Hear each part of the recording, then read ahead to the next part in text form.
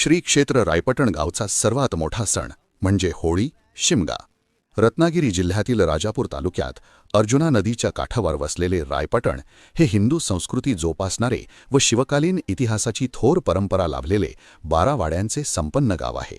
या गावचे आराध्य दैवत व ग्रामदेवता श्री वडचियाई देवी असून देवीचे जागृत देवस्थान फार प्राचीन काळापासून प्रसिद्ध आहे। परकीयांच्या आक्रमणातही मंदिराने आपले पावित्र्य अखंड राखले। नवसाला पावणारी, अघोरी शक्तीचा नायनाट करणारी व भक्तांचे कल्याण करणारी व माहेरवाशिणींवर कृपादृष्टी ठेवणारी श्री वडचियाई पंचक्रोशीतील भाविकांचे श्रद्धास्थान आहे। 2018 साली सर्व ग्रामस्थांनी एकत्र येऊन पुरातन मंदिराचा काव्यापाषाणरूपी मंदिरात जीर्णोद्धार केला। नव्याने काव्यापाषाणात बांधलेले हे रत्नागिरी जिल्ह्यातील द्वितीय असे मंदिर मानले जाते। श्री वडचियाई देवीच्या 6 कारुकांपैकी फाल्गुन महिन्यात सुरू होणारा शिमगोत्सव हा सर्वात मोठा सण आहे। मानकरी व गावकऱ्यांच्या मार्गदर्शनाखाली तब्बल 1 महिना होळीचा सण साजरा केला जातो।